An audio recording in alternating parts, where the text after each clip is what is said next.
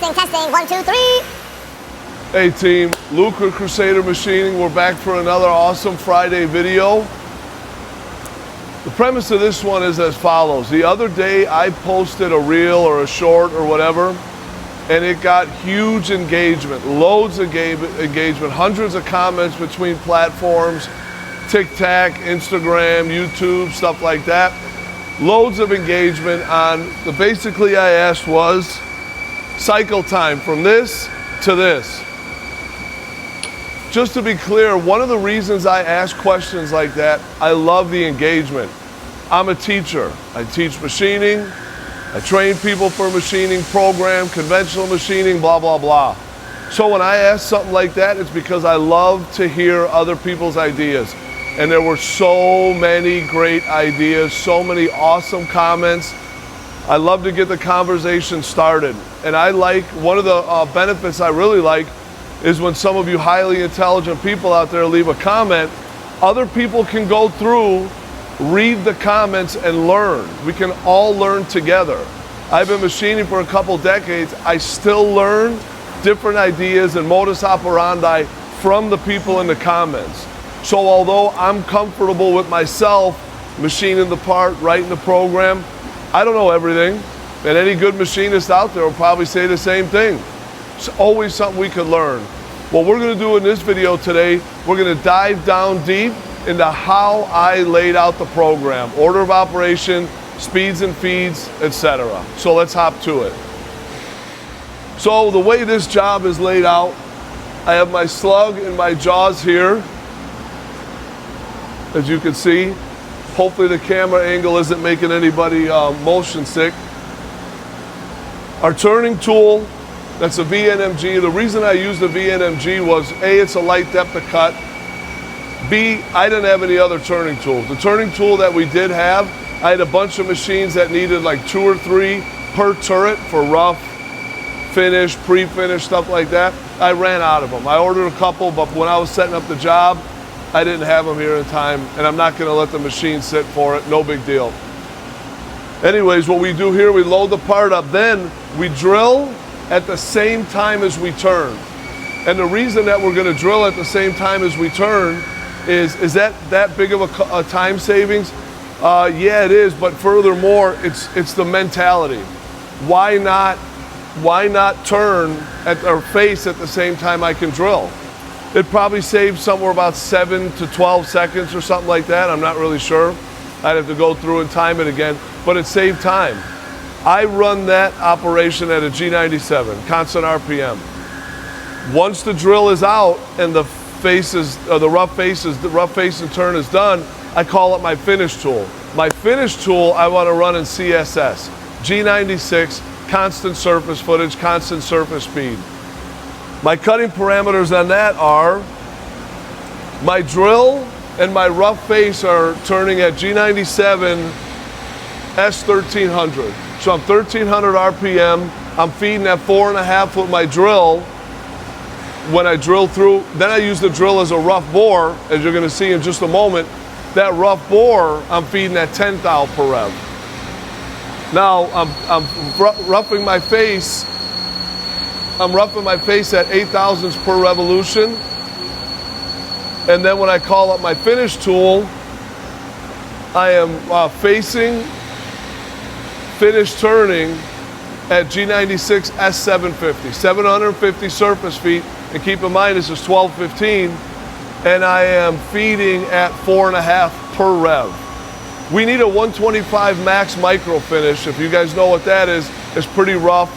I could probably gone up to 8 or 9 and been fine with a 1 nose radius, but I wanted to keep it at 5. I got a great surface finish. Right now we are below our quoted time.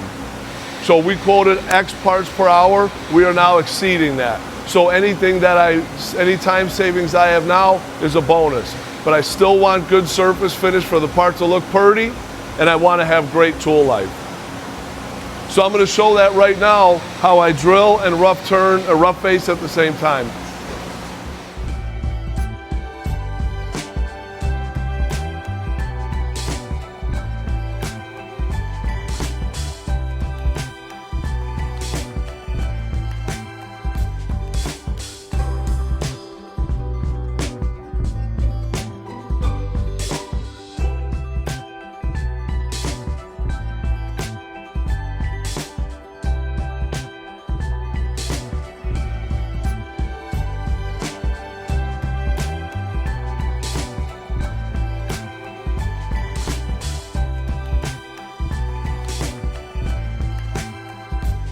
So now that we saw that, we're drilling and rough facing at the same time, and then I come and do my turn.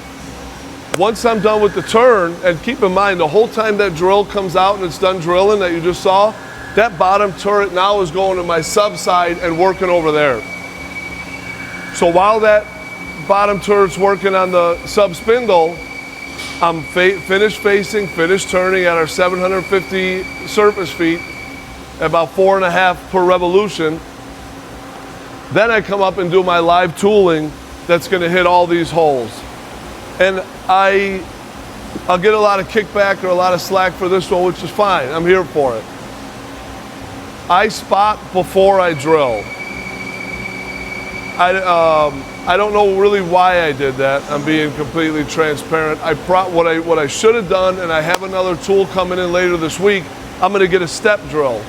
And the step drill is going to drill it and put on these chamfers in the same operation. That's going to save me a little bit of time. But the way I do it now, I call up my driven tool. We bring it up.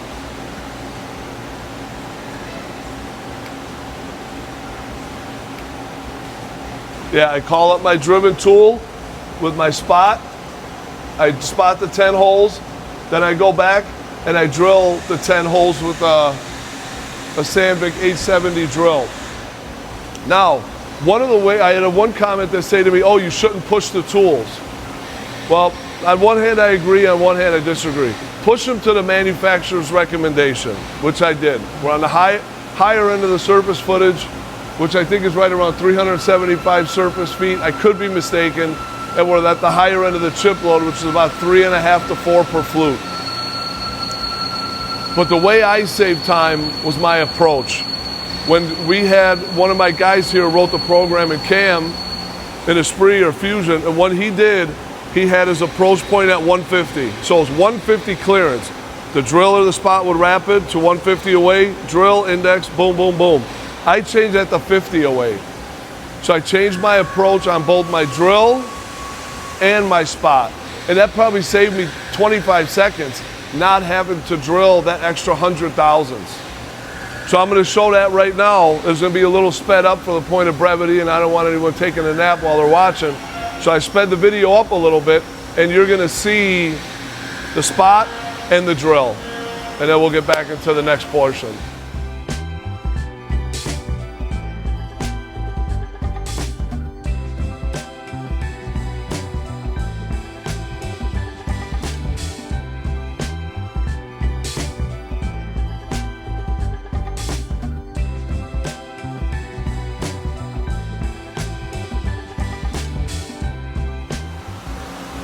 That was the spot in the drill, live tooling, and I know I can speed that up by getting rid of the spot. I don't want to chamfer them by hand. The customer wants a completely concentric chamfer, like 5 to 15 thou or something like that.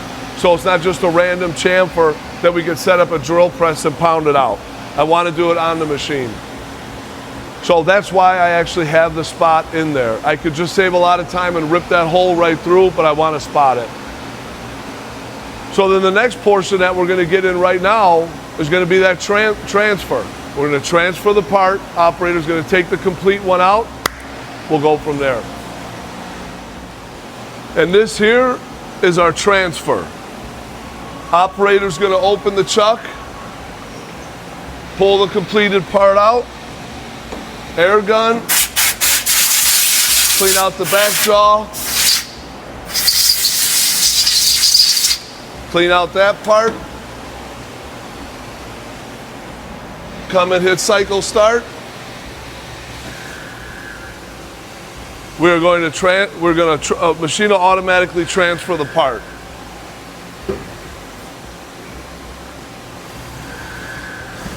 Boom. Then on the sub side, what we do, after that part is transferred on the sub, we have our rough facing tool.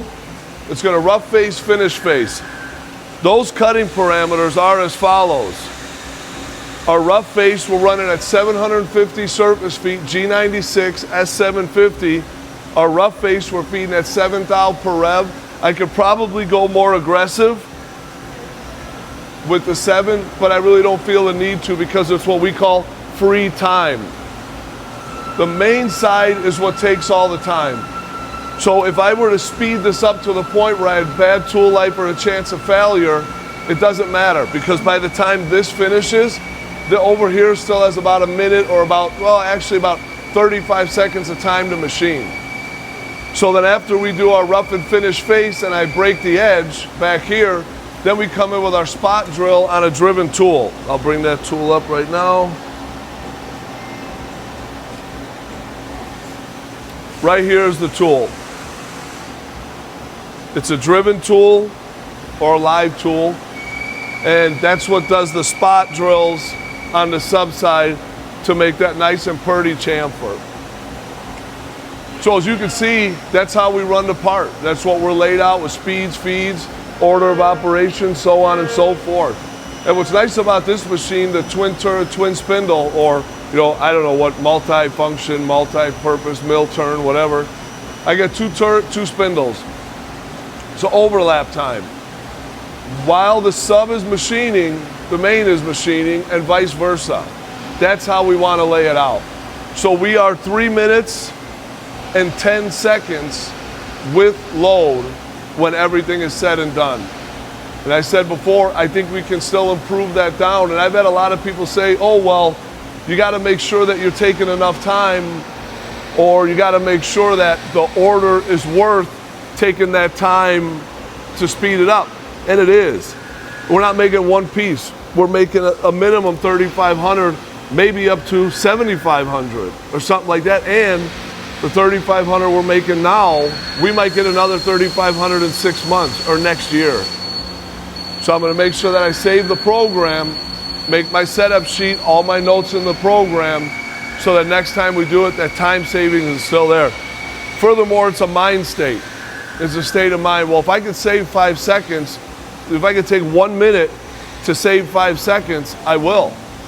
Like on the sub side, how quickly or how close is my spot drill approaching to here?